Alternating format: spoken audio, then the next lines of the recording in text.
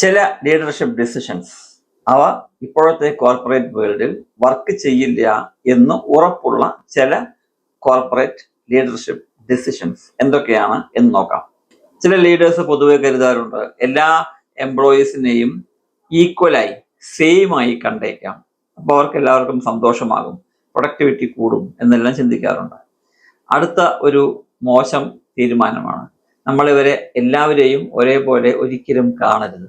ഓരോരുത്തർക്കും അവരവരുടേതായിട്ടുള്ള പേഴ്സണാലിറ്റി ഉണ്ട്, ഓരോ ഗ്രൂപ്പിനും അവരുടേതായിട്ടുള്ള കൾച്ചർ ഉണ്ട്, ഓരോ ഏജ് ഗ്രൂപ്പിനും അവരവരുടേതായിട്ടുള്ള പ്രാധാന്യങ്ങളുണ്ട്.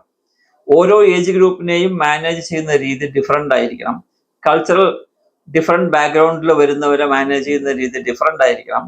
നമ്മുടെ താഴെയുള്ള എംപ്ലോയീസിനെ എല്ലാം കൃത്യമായി മനസ്സിലാക്കി അവർക്ക് തക്കതായ രീതിയിൽ ഗ്രൂപ്പ് വൈസ് ആണെങ്കിലും ഇൻഡിവിജ്വൽ വൈസ് ആണെങ്കിലും എല്ലാവർക്കും സെപ്പറേറ്റ് ആയിട്ടുള്ള ട്രീറ്റ്മെന്റ് കൊടുക്കുന്ന സ്ഥലത്താണ് ആ ലീഡർഷിപ്പിന് ഒരു ക്വാളിറ്റി വരുന്നതും ലീഡർ എന്ന് മറ്റുള്ളവർ നമ്മളെ അംഗീകരിക്കുന്നു. അപ്പോൾ നമ്മൾ എല്ലാവരെയും ഒരേപോലെ കാണാൻ പാടില്ല, പകരം ഈവൻ എല്ലാ ഇൻഡിവിജ്വലിനെയും സെപ്പറേറ്റ് കണ്ട് അതിൽ റെസ്പെക്ട് കൊടുക്കുവാൻ നമുക്ക് കഴിയുകയാണെങ്കിൽ അതായിരിക്കും കുറച്ചുകൂടി ബെറ്റർ ആയിട്ടുള്ള ഓപ്ഷൻ. ഈ ഷോർട്സിന്റെ പൂർണ്ണ രൂപമായ വീഡിയോ കാണുവാൻ താഴെ ഡിസ്ക്രിപ്ഷൻ ബോക്സിൽ കൊടുത്തിരിക്കുന്ന ലിങ്കിൽ ക്ലിക്ക് ചെയ്യുക.